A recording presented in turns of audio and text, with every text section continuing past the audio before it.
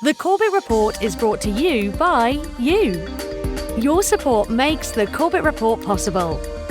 Sign up for the subscriber newsletter or purchase a DVD at corbettreport.com/support.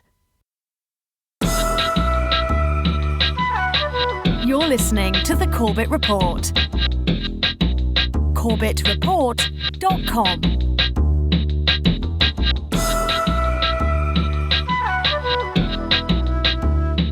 Welcome, my friends. Welcome to another edition of the Corbett Report. I'm your host, James Corbett of corbettreport.com, podcasting to you, as always, from the sunny climes of Western Japan, here on this 15th day of October 2012. Welcome to episode 247 of the Corbett Report podcast, Requiem for the Suicided, Vince Foster.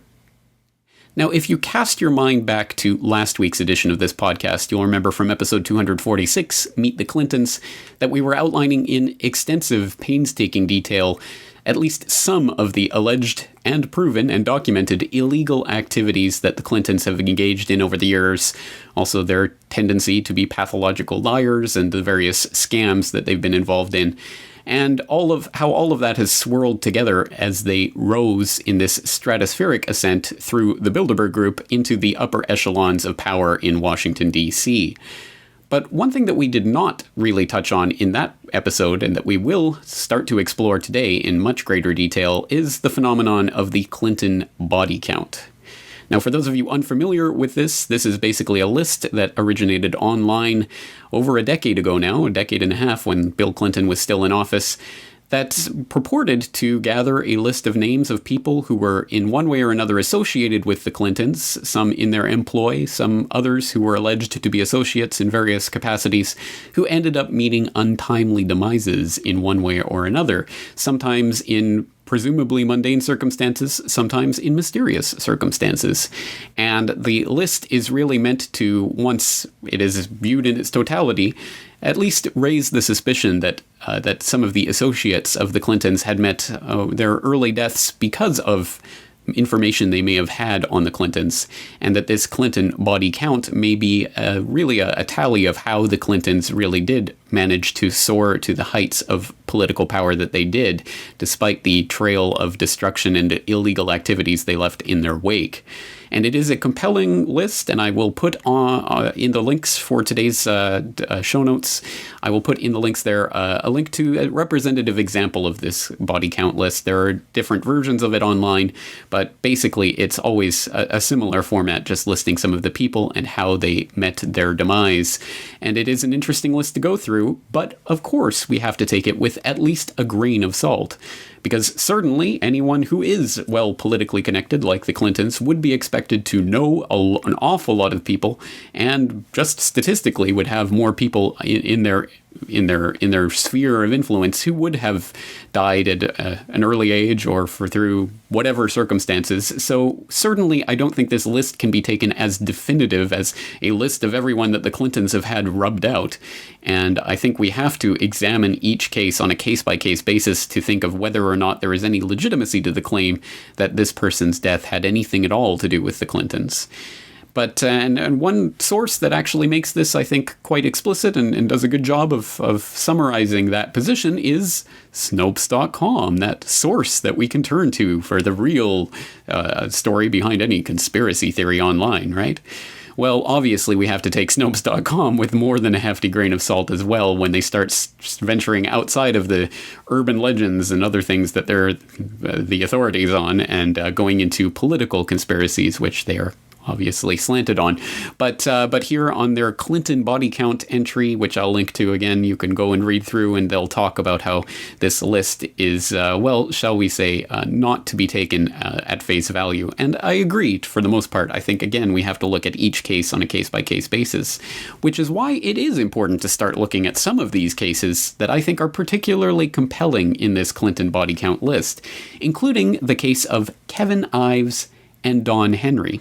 Now, for those of you who haven't heard of this case, I'll put the little summary that Snopes.com has here. They say 17-year-old boys who apparently saw something related to drugs in Mina by accident late at night. Officially ruled an accidental death on the train tracks, but evidence shows they died before being placed on the tracks, one of a crushed skull and the other of a knife wound in the back. Now that's a pretty interesting summary. It's actually, for as far as it goes, quite correct. They were suspected of having seen something related to a drug shipment in Mena, Arkansas late at night, and they were found dead on the train tracks. It was ruled an accidental death, that they had fallen asleep on the tracks, but it was later discovered that they had in fact been murdered and then placed on the train tracks.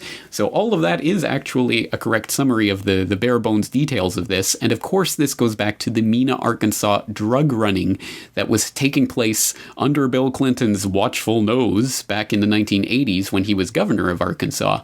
And that is something that we've gone through time and again on this podcast back in episode 19 and again last week in episode 246. So I'll direct you there if you haven't heard of the Mena, Arkansas drug running operation and how both Clinton and George H.W. Bush were connected in that and complicit in that CIA drug running scheme through Mena, Arkansas. But here are the death of two boys who apparently uncovered too much about that drug running scheme and ended up paying the ultimate price. And they're included in this Clinton body count. But Snopes goes on to break down why this isn't a suspicious incident. It says, quote, Henry and Ives were run over by a train on the 23rd of August 1987. Dr. Fahmy Malek, Arkansas's former state medical examiner, ruling the deaths accidental, said the teens fell asleep on the tracks after smoking marijuana. A 1988 Saline County grand jury determined the boys were murdered and their bodies afterwards laid on the tracks, but no other conclusions were reached and no indictments were returned. The FBI is still investigating the deaths. Well, there you go. Snopes has it all tied up in a pretty pink bow for you. Yes, indeed, these boys were murdered and then placed on the tracks. And yes, the state medical examiner, Dr. Fahmy Malek, came to the absurd conclusion that they had accidentally died after falling asleep on the train tracks. And that was proven to be a lie, but that doesn't mean there was anything suspicious or untoward about this. It's just that Malek was grossly incompetent at his job and no big deal. Right? Well, perhaps there's more to that story than meets the eye, and it goes to the very heart of how the Clintons could amass such a massive body count, including many of their old associates and people who were tangentially connected with their illegal dealings in Arkansas, without being discovered. And it goes back to this case of the Mena, Arkansas drug drop that was seen by Kevin Ives and Henry, Don Henry. And it also goes straight to the heart of who Dr. Fahmy Malek was and why he was the state medical examiner during Bill Clinton's reign.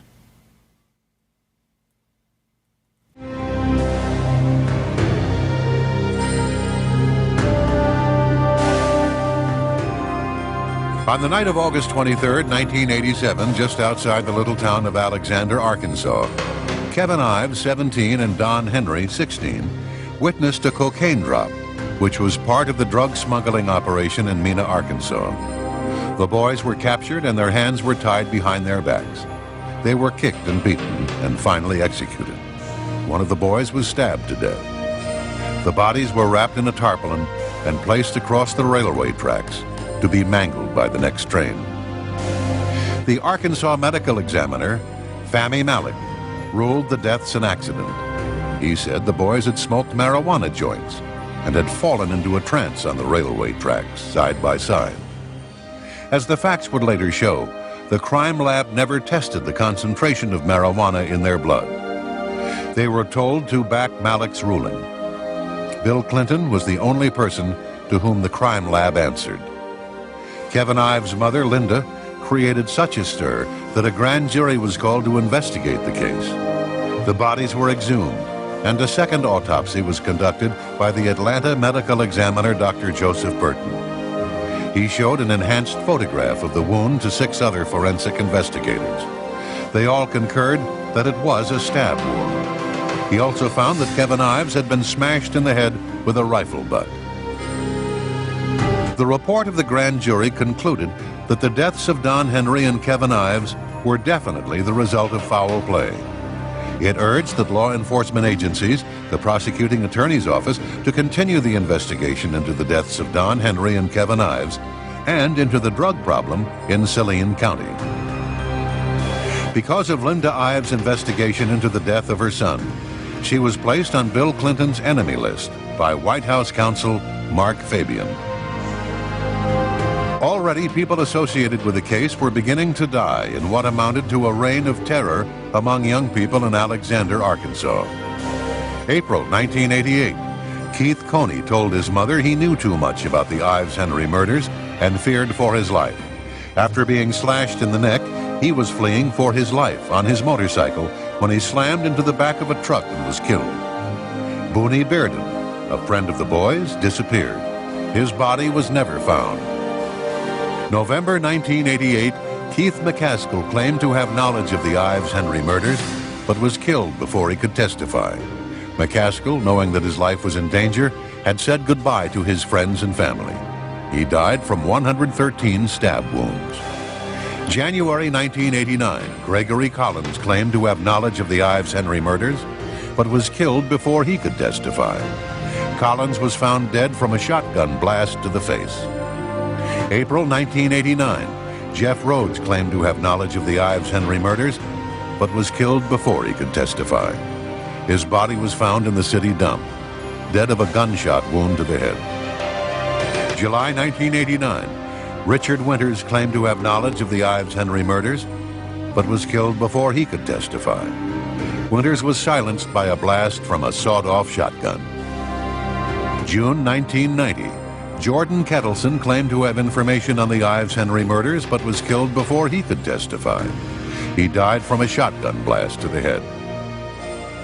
To date, no arrests have been made in regard to these murders. Arkansas's medical examiner ruled the death of two teenage boys an accident, while several forensic investigators and a grand jury concluded they were murdered.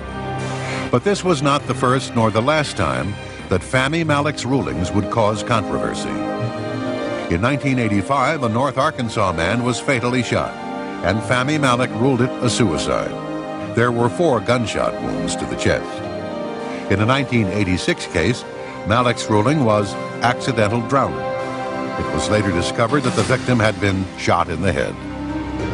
In 1992, a man's body was found with 5 bullet wounds, but Malek nevertheless ruled it a suicide. In his most incredible ruling, Malek concluded that a James Milam had died of an ulcer. However, the man's skull was later recovered. He had been decapitated with a sharp knife. That Malek survived in Arkansas is a testament to Clinton's power.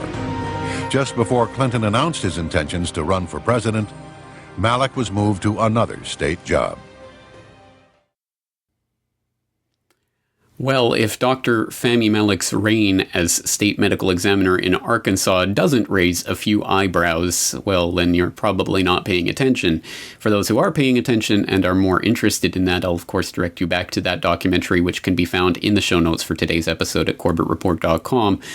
But let's continue moving along, and after having established that at the very least some of the cases involved in the Clinton body count list are worthy of investigation, well, perhaps another of those entries would be worthy of our attention today, and that's where we come to really the heart of today's episode, Vince Foster. Vincent Walker Foster Jr. was the deputy White House counsel during the first 6 months of the Bill Clinton White House administration, until, that is, he was found dead on July 20th, 1993, just 6 months after Bill Clinton assumed office. Now, at the time, perhaps the political significance of this murder was not, or suicide as it's been labeled, was not fully explored in the media, but it should be remembered that this was the highest-ranking White House official to die during his time in the White House since the assassination of JFK. So it was a pretty big deal, and, well, deservedly so, as we'll find out today. But before we start getting into the very, very, very many pieces of the puzzle which show that there is very much a puzzle that has not been put together in the various investigations that concluded that Vincent Foster killed himself that day, let's turn to one of the official stories, the official final word on Vince Foster's death and why it has been ruled a suicide. And for that, we'll go to the Kenneth Starr Whitewater investigation, which issued a report on the death of Vincent Foster back in the late 1990s. That was one of the several investigations that had been conducted, and all of which concluded that Vincent Foster indeed died of a suicide, a self-inflicted gunshot wound to the head. So reading from this summary of conclusions of the Whitewater Investigation's Foster report, again, which will be linked up in the show notes for today's episode, quote, "The available evidence points clearly to suicide as the manner of death. That conclusion is based on the evidence gathered and the analyses performed during previous investigations, and the additional evidence gathered and analyses performed during the OIC investigation, including the evaluations of Dr. Lee, Dr. Blackburn, Dr. Berman, and the various OIC investigators. When police and rescue personnel arrived at the scene, they found Mr. Foster dead with a gun in his right hand. That gun, the evidence tends to show, belonged to Mr. Foster. Gunshot residue-like material was observed on Mr. Foster's right hand in a manner consistent both with test firings of the gun and with the gun's cylinder cap. Gunshot residue was found in his mouth. DNA consistent with that of Mr. Foster was found on the gun. Blood was detected on the paper initially used to package the gun. Blood spatters were detected on the lifts from the gun. In addition, lead residue was found on the clothes worn by Mr. Foster when found at the scene. This evidence taken together leads to the conclusion that Mr. Foster fired the gun into his mouth. This evidence also leads to the conclusion that this shot was fired while he was wearing the clothes in which he was found. Mr. Foster's thumb was trapped in the trigger guard, and the trigger caused a noticeable indentation on the thumb, demonstrating that the gun remained in his hand after firing. The police detected no signs of a struggle at the scene, and examination of Mr. Foster's clothes by Dr. Lee revealed no evidence of a struggle or of dragging. Nor does the evidence reveal that Mr. Foster was intoxicated or drugged. Dr. Lee found gunshot residue in a sample of the soil from the place where Mr. Foster was found. He also found a bone chip containing DNA consistent with that of Mr. Foster in debris from the clothing. Dr. Lee observed blood-like spatter on vegetation in the photographs of the scene. Investigators found a quantity of blood under Mr. Foster's back and head when the body was turned, and Dr. Baer, who performed the autopsy, found a large amount of blood in the body bag. In addition, the blood spatters on Mr. Foster's face had not been altered or smudged, contrary to what likely would have occurred had the body been moved and the head wrapped or cleaned. Fort Marcy Park is publicly accessible and traveled. Mr. Foster was discovered in that park in broad daylight, and no one saw Mr. Foster being carried into the park. All of this evidence taken together leads to the conclusion that the shot was fired by Mr. Foster where he was found in Fort Marcy Park. The evidence with respect to his state of mind points as well to suicide. Mr. Foster told his sister 4 days before his death that he was depressed. He cried at dinner with his wife 4 days before his death. He told his mother a day or two before his death that he was unhappy because his work was a grind. He was consulting attorneys for legal advice the week before his death. He told several people he was considering resignation. He wrote a note that he was not meant for the job or the spotlight of public life in Washington. Here, ruining people is considered sport. The day before his death, he contacted a physician and indicated that he was under stress. He was prescribed antidepressant medication and took 1 tablet that evening. Dr. Berman concluded that Mr. Foster's last 96 hours show clear signs of crisis and uncharacteristic vulnerability. Dr. Berman stated furthermore that there is little doubt that Foster was clinically depressed, in early 93 and perhaps subclinically even before this. Dr. Berman concluded that, in my opinion, and to a 100% degree of medical certainty, the death of Vincent Foster was a suicide. No plausible evidence has been presented to support any other conclusion. In sum, based on all of the available evidence, which is considerable, the OIC agrees with the conclusion reached by every official entity that has examined the issue. Mr. Foster committed suicide by gunshot in Fort Marcy Park on July 20th, 1993. Well, that's the official version of events. So what is the unofficial version of those events? Well, for that, let's turn to, of course, the alternative media, in this case, Michael Rivero's WhatReallyHappened.com. And for those of you who don't know, the WhatReallyHappened.com really came out of Michael Rivero's own investigation into the Vince Foster murder, which was his initial investigation that got him launched into the entire, alternative blogosphere, which he's been in since the early 1990s, when he first became involved in the case. So it is a repository of information on this case, including all sorts of documents, the actual scanned originals of various documents involved in this case. So I cannot recommend highly enough, at the very least, the overview page for the Vince Foster death at whatreallyhappened.com, which of course I will link up in the show notes. So you can go and check it out and go to all of the various links that he provides to all of these documents, etc. But let's just take the big overview of his version of this death. And once again, this comes from whatreallyhappened.com. Quote, on July 20th, 1993, 6 months to the day after Bill Clinton took office as President of the United States, the White House Deputy Counsel, Vincent Foster, told his secretary, Deborah Gorham, "I'll be right back." He then walked out of his office after offering his coworker Linda Tripp the leftover M&Ms from his lunch tray. That was the last time Vincent Foster was seen alive. Contrary to the White House spin, Vincent Foster's connections to the Clintons was primarily via Hillary rather than Bill. Vincent and Hillary had been partners together at the Rose law firm, and allegations of an ongoing affair had persisted from the Little Rock days to the White House itself. Vincent Foster had been struggling with the presidential blind trust. Normally a trivial matter, the trust had been delayed for almost 6 months, and the U.S. Trustee's Office was beginning to make noises about it. Foster was also the keeper of the files of the Clintons' Arkansas dealings and had indicated in a written memo that Whitewater is a can of worms that you should not open. But Vincent's position at the White House did not sit well with him. Only days before, following a public speech stressing the value of personal integrity, he had confided in friends and family that he was thinking of resigning his position. Foster had even written an outline for his letter of resignation, thought by this writer to have been used as the center portion of the fake suicide note. Foster had scheduled a private meeting with Bill Clinton for the very next day, July 21st, 1993, at which it appeared Foster intended to resign. Vincent Foster had spent the morning making busy work in his office and had been in attendance with the White House announcement of Louis Freeh as the new head of the FBI earlier in the day, passing by the checkpoint manned by White House uniformed guard styles. This is a key point. The White House is the most secure private residence in the world, equipped with a sophisticated entry control system and video surveillance system installed by the MITRE Corporation. Yet no record exists that Vincent Foster left the White House under his own power on July 20th, 1993. No video of him exists exiting the building. No logbook entry shows he checked out of the White House. Several hours after he was last seen inside the White House, Vincent Foster was found dead in Fort Marcy Park in a Virginia suburb just outside Washington, D.C. The death was ruled a suicide, the first major Washington suicide since Secretary of Defense James Forrestal in 1949. But almost immediately, rumors began to circulate that the story of a suicide was just a cover-up for something much worse. The first witness to find the body insisted there had been no gun near the body. The memory in Foster's pager had been erased. Critical evidence began to vanish. Many witnesses were harassed. Others were simply ignored.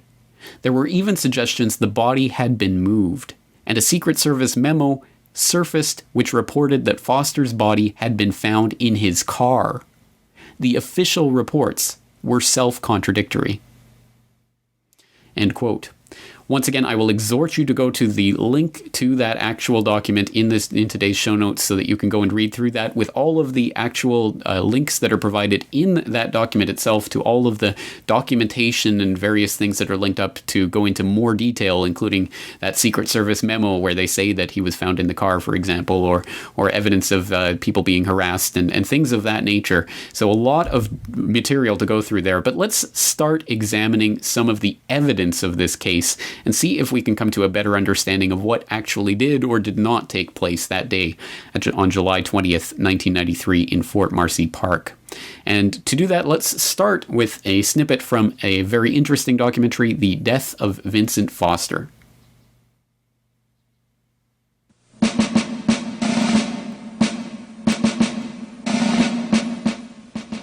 Sergeant George Gonzalez, a lead paramedic for the Fairfax County Fire and Rescue, was one of the first on the scene after responding to a 911 call.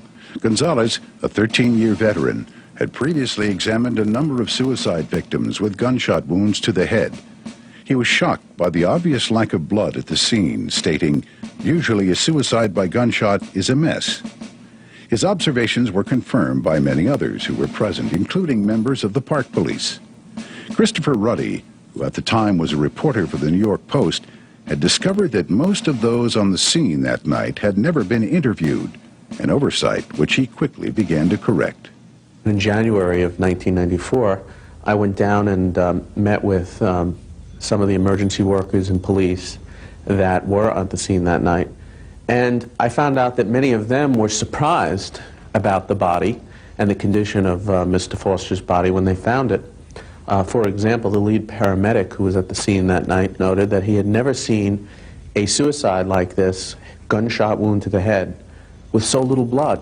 Gene Wheaton, retired U.S. Special Agent with the Army's Criminal Investigation Division, has more than 35 years' experience as a homicide investigator. He spent several weeks in Washington investigating the Foster case. I was hired to specifically go to Washington and make some inquiries into the circumstances surrounding the death of White House legal counsel Vincent Foster. It is my professional opinion, and I've been a homicide investigator for 35, 40 years, that the events surrounding the death were treated in such a cavalier and bizarre manner that it had to have been a cover-up. I have never in my career seen a gunshot wound into the mouth by a suicide that didn't have a tremendous amount of blowback of blood, brains, and tissue, both in the out of the mouth and the nose, the ears, and the back of the skull at the exit wound. It's a very sloppy, gory sight to see. And when a person fires a .38 caliber revolver, which the alleged weapon was, or higher caliber than that, there's a tremendous amount of gases that have no place to go inside the skull cavity, and it just blows everything out. For them to say that there was a very minor amount of blood at the scene, which is what's in the official reports, I find it hard to believe. It doesn't make any professional sense. The Fisk report attempts to explain away the lack of blood by stating that the bullet contused the left side of the brainstem, causing instantaneous complete incapacitation, including the immediate stopping of the heart and blood flow. Noted California pathologist and gunshot wound expert Dr. Richard Mason disagrees, stating, "Certainly you can have heart activity for a minute or two following brainstem impairment." Page 52 of the Fisk report states, Foster's body was positioned on a steep slope with his head near the top of the berm and his legs extended down the hill. As a result, when his heart stopped beating, gravity permitted the settling of blood into the lower portions of his body rather than out of the wound in his head. This statement contradicts an earlier statement on page 36 where Fisk writes, "At approximately 7:40 p.m., Dr. Donald Hout, the Fairfax County medical examiner, arrived at the scene to examine the body. At that point, Foster's body was rolled over, and those present observed a large pool of blood located on the ground where Foster's head had been. Dr. Hout, who was never interviewed by Fisk, vehemently denies seeing a large pool of blood on the ground."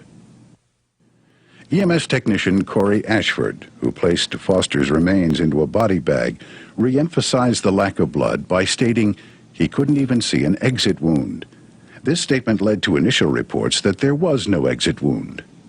The person that put Foster's body in a body bag later that night, an EMS worker, said that he didn't even have to use rubber gloves. He didn't remember even seeing an exit wound out of the back of Foster's head, and he didn't even have to wash his hands after doing this task. This important testimony, which further reinforced the lack of blood at the scene, was omitted from the report.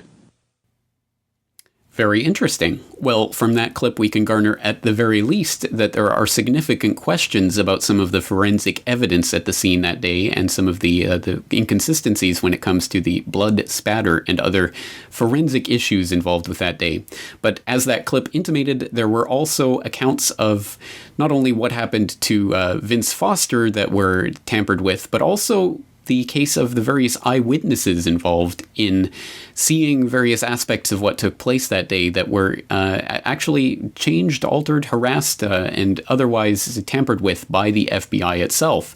This isn't a claim to make lightly, and it's not one to go undocumented, so let's document it. And we can get it straight from the eyewitness himself. There was an eyewitness who actually saw the one of the vehicles in question that day, and who was questioned later on by the FBI about what he had seen, and the FBI actually ended up completely lying about and fabricating his what he supposedly said to them. So let's get it directly from the source himself. This is Patrick Knowlton, one of the eyewitnesses of what happened at Fort Marcy Park that day. Patrick, why don't you begin with the day you drove into Fort Marcy Park?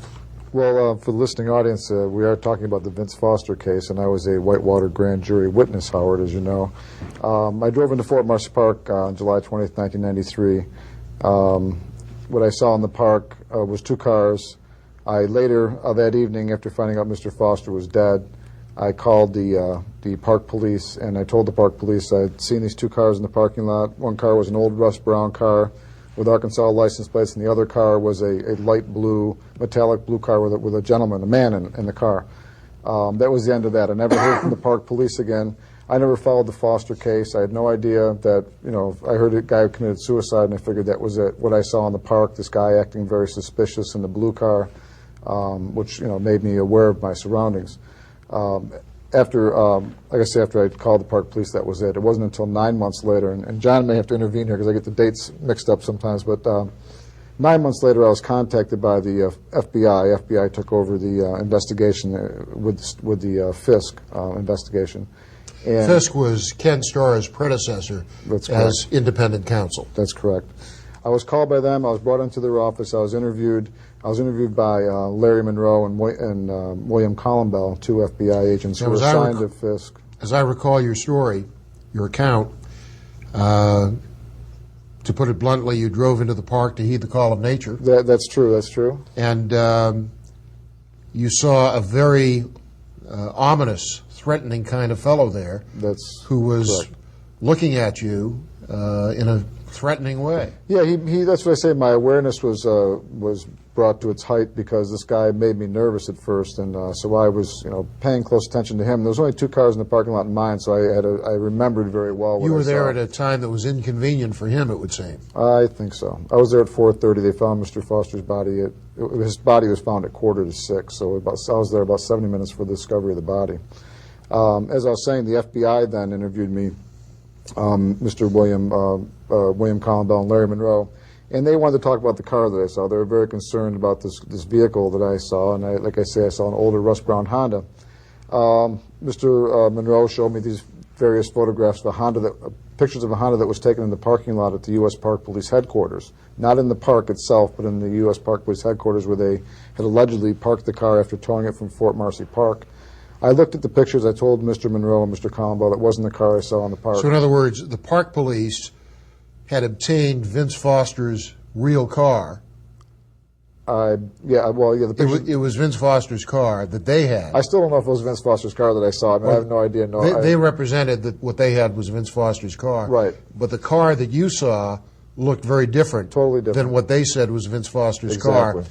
And they were upset that your story didn't fit their story. That's true.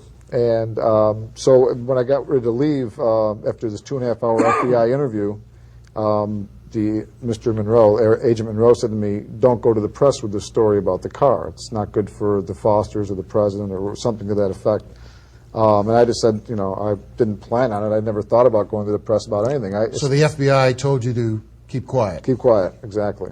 So I did keep quiet. About 3 weeks later, or 2 weeks later, 3 weeks later, they called me back in for another interview, and this time they wanted to make sure that I was really sure about the car I saw, this rust brown, color like your table, your desk here.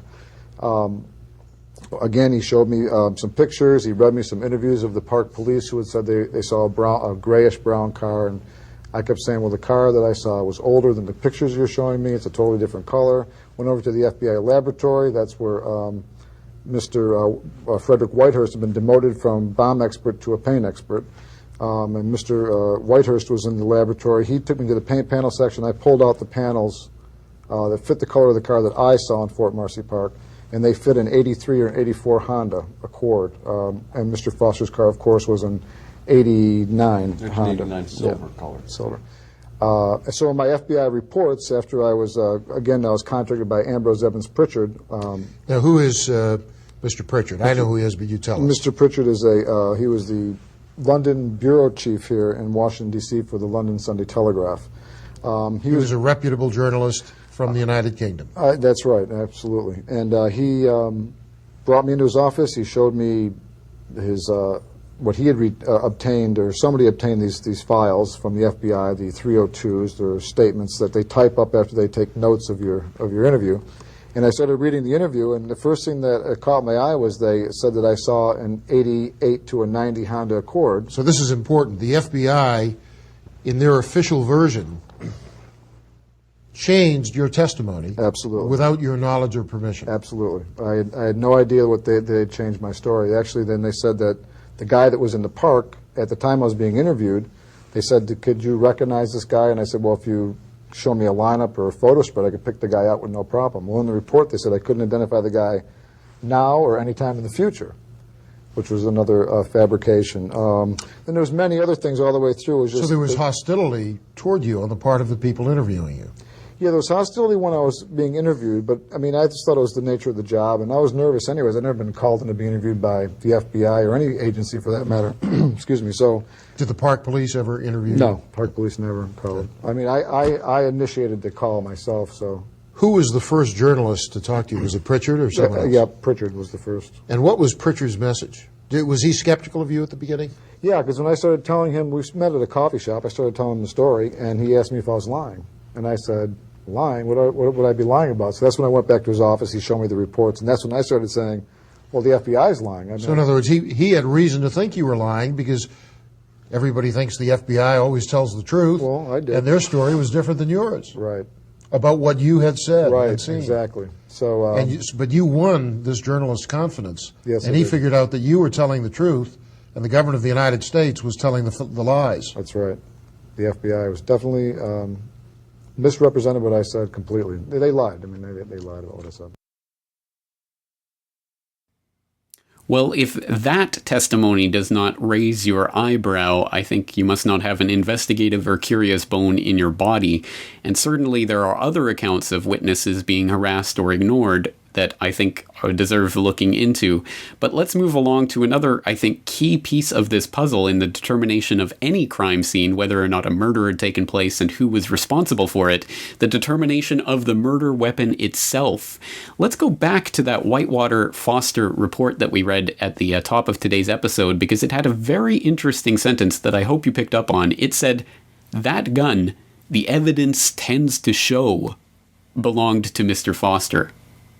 That's a pretty startlingly mealy-mouthed way of putting it, and it would, at least to my mind, raise the specter of, well, why does the evidence tend to show that that was his gun? How on earth were they not able to positively identify the gun and prove that it in fact was Vince Foster's? Well, this goes back to something that came out of the FBI's investigation, in which they did indeed take a gun to be identified by Vince Foster's wife, Lisa Foster. And they took this gun to her to be identified, and during the course of that investigation, they concluded that she did indeed identify the silver gun that they presented to her as being Vince Foster's gun, and that being the gun that was found at the scene that day. So this corresponds to the actual 302 documents, and for those of you out there who don't know, the FBI uses preliminary notes of their interview, which is called a 302, which is kind of the official write-up of what took place during the interview. And these documents were actually FOIA'd from the Starr investigation by an investigator later on. And when those actual FBI documents were found, they did indeed show that the FBI had consistently questioned Lisa Foster, Vince Foster's wife, about the silver gun. And that silver gun description was used no less than 3 times in the FBI documents themselves. The only problem with this is that the actual crime scene photographs that were broadcast by ABC News clearly shows that the gun found in Vince Foster's hand at the scene of the crime in Fort Marcy Park that day on July 20th, 1993, was black. A minor discrepancy? I'll let you decide. Oh, and the bullet that actually killed him was never found.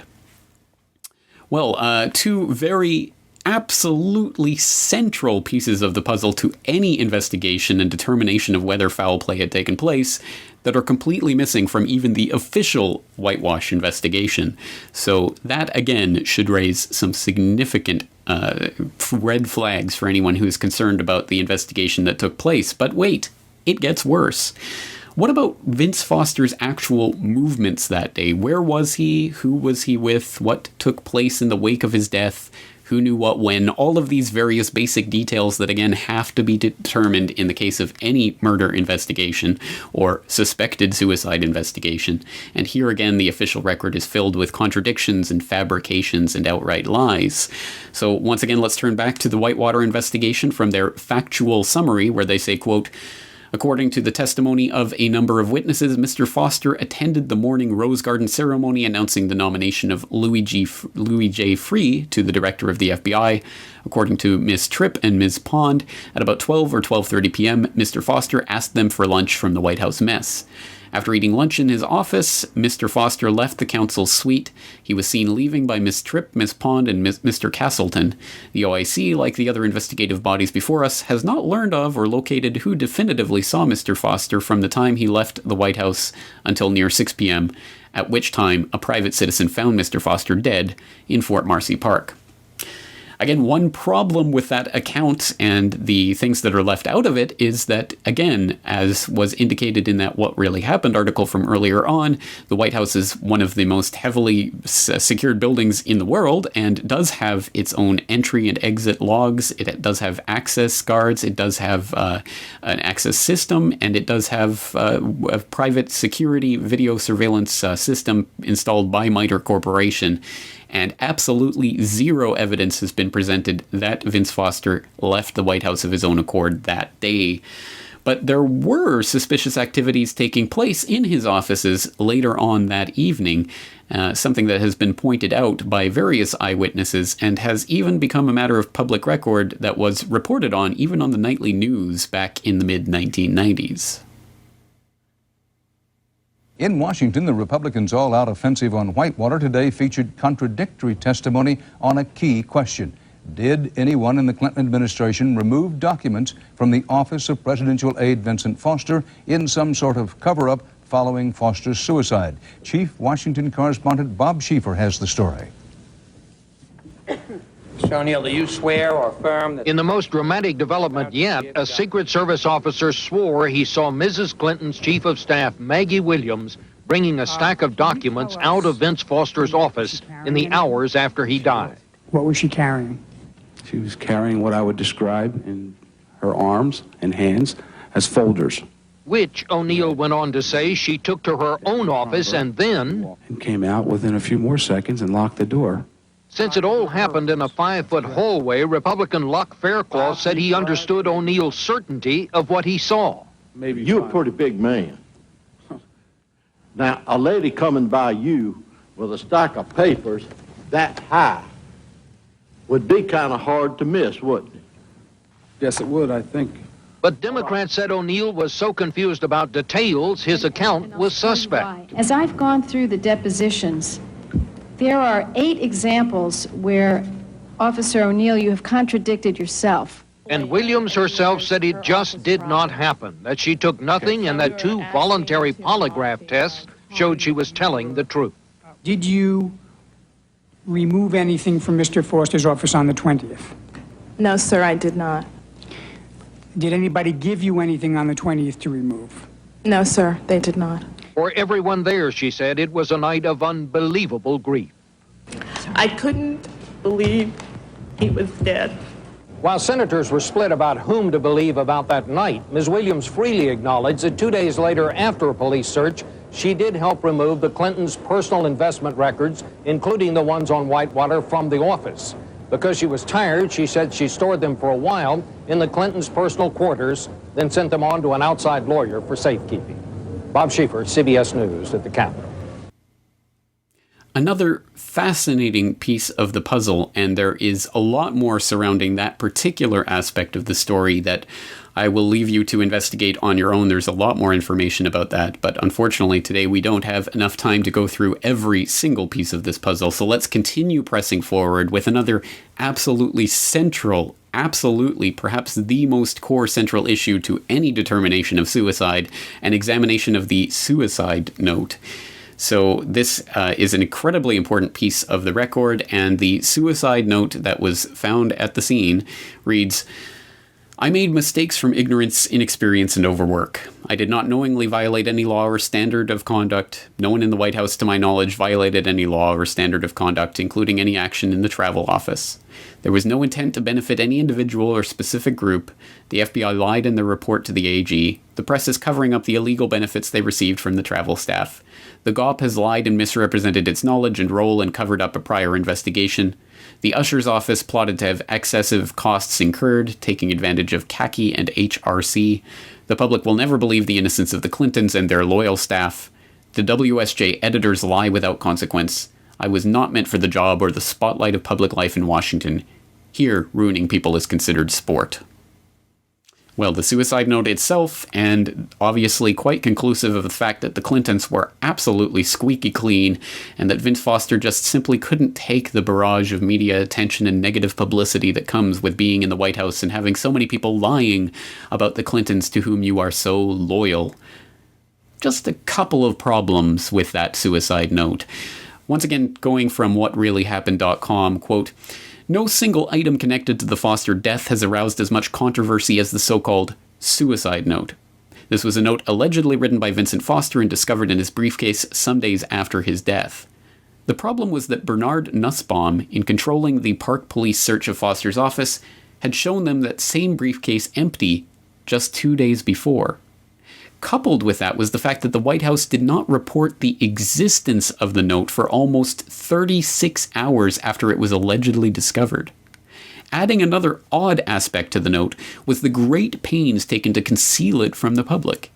Even though the text itself had been published, Jim Hamilton made a point during Lisa Foster's FBI interview to remind everyone that photos of the note were not to be allowed out, even in response to a Freedom of Information Act request. Hamilton went so far as to request in a letter to Janet Reno the return of the actual suicide note as soon as possible, and thanks her again for refusing to allow photographs of the note to be allowed in public. Such secrecy surrounding a supposed suicide note aroused much curiosity, which was finally satisfied when someone on the inside leaked a photocopy of the note to the Wall Street Journal, which published it. The availability of the note prompted James Davidson at Strategic Investment to commission 3 of the world's top document examiners to examine the note. In their report, all 3 experts judged the note to be a forgery. End quote. Well, a slight problem for the official story, as I'm sure you'll concede. Well, it gets even worse. We can take this from All Politics, which had a report back in the mid-1990s, August 27th. Memo links First Lady to handling of suicide note. Quote, "The same day Hillary Clinton was scheduled to speak at the Democratic National Convention, newly released documents suggest she was behind the 30-hour delay in releasing late White House counsel Vince Foster's suicide note to authorities. How the White House handled Foster's 1993 death, and the possibility that administration officials improperly removed documents from his office or impeded an official search of it, has been the subject of intense scrutiny by congressional Republicans and the media." End quote. Of course, the other possibility is that it did not exist at the time of Vincent Foster's death, and thus took several hours to construct, but I suppose we can't broach that possibility in a nice, polite report from a reputable source like All Politics. Well, how about this doozy from the New York Times? Hillary Clinton's fingerprints among those found on papers. Quote, "Republicans on the Special Senate Whitewater Committee released a report from the Federal Bureau of Investigation today showing that the fingerprints of First Lady Hillary Rodham Clinton were found on records discovered in the White House family quarters 2 years after they were sought by investigators. This is clearly important and relevant evidence," said Michael Chertoff, the counsel for the committee's Republicans. it clearly means she touched these records at some point in time. But Mark Fabiani, a special White House counsel, said Mrs. Clinton acknowledged that she probably read the documents in '92 during the election campaign when questions about Whitewater were being raised by reporters. He added that she had testified under oath that she had nothing to do with the documents during the 2 years that they were missing, and did not know how they ended up in the family quarters. So, at the very, very least, we have a very strong circumstantial, to be sure, but still a very strong case that this was a politically motivated murder. And at the very least, there has been a strong, coordinated effort to cover up these facts. So, here we are, and this is, at the very least, the broad outlines of the case that the suicide of Vincent Foster was not a suicide at all, but like so many of the other suicides that we've looked at in this podcast in the past, from people like Danny Casolaro to Dr. David Kelly to the DC Madam to many others that we've profiled, this suicide as well was a case of not suicide, but of being suicided. Set up to look like a suicide, but in fact was a murder. Again, there's a lot of pieces to this puzzle, both from the forensic investigation, from the other circumstantial evidence, from a lot of the different pieces of the puzzle that we don't have time to take a look at every single piece today. But at the very least, that's the broad outline of the case. So, in the interest of fairness, perhaps we should look at the other side. What is the official story, or the official way of refuting these problematic approaches to this story? Well, let's look at the Snopes.com take on this particular item in the Clinton body count list. Snopes, in all its infinite wisdom, writes, quote, "On the 10th of October 1997, Special Prosecutor Kenneth Starr released his report on the investigation into Foster's death, the third such investigation after ones conducted by the coroner and Starr's predecessor, Robert B. Fisk, of the matter.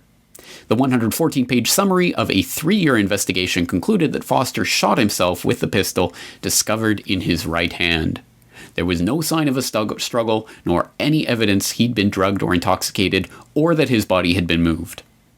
If Foster had been murdered, or if unanswered questions about his death remained, Starr would have been the last person to want to conclude the investigation prematurely. Or are we expected to believe that Starr is part of the cover-up too? And if we buy into the conspiracy theory, what are we expected to believe? That a group of professional killers capable of carrying out dozens of murder all over the world shot Vince Foster, then clumsily dumped him in a park after he had bled out, planted a gun he didn't own in his own hand without bothering to press his fingerprints onto it, amateurishly forged a suicide note in several different handwritings, then expected the nation would believe it was suicide? End quote.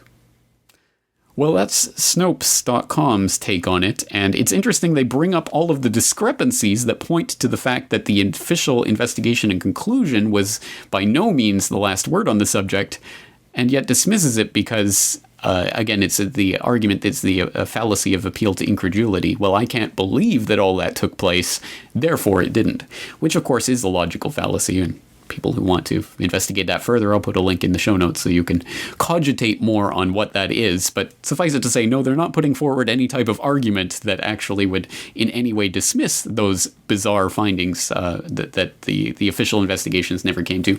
But we've already looked at a lot of the forensic evidence and some of the facts of this case, but let's at least pick up on that one point that they raise, that of all the people who were investigating this, surely Kenneth Starr, who was just a pit bull going after Clinton, surely he would have wanted anything that he could dig up on the Clintons, and he would have no reason for dismissing this prematurely, because surely, the left-right politics game is so, it's true, it's real, they're really different sides, they're not in coordination on the big matters, certainly not.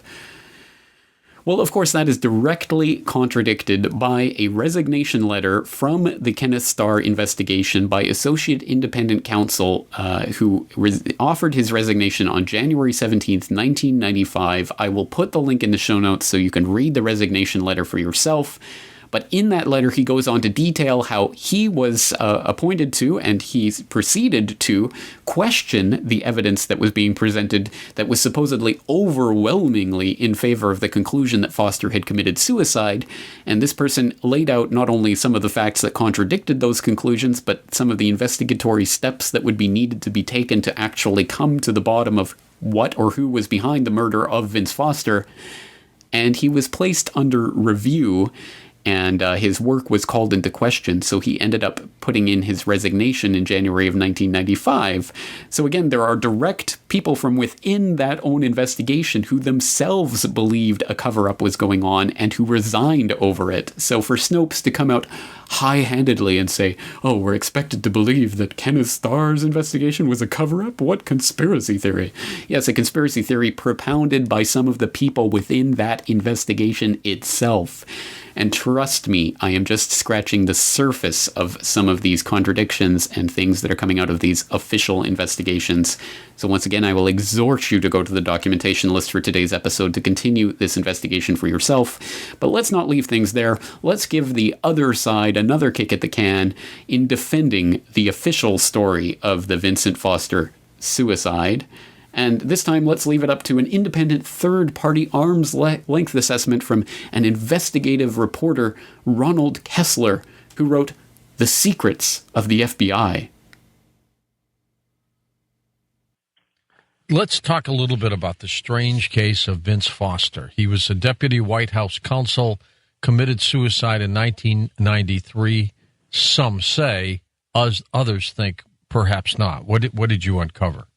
I found that he did commit suicide. A lot of these conspiracy theories were unfounded, but at the same time, what never came out, and is in this book, The Secrets of the FBI, that a week before his suicide, Hillary Clinton had a meeting with him in the White House with other top aides, and she totally reamed him out, humiliated him in front of all these other White House aides, called him a small-town hick lawyer, you'll never make it in the big time. And she was friends with him, right? Yeah, in fact, he was her mentor back at the law firm in Arkansas.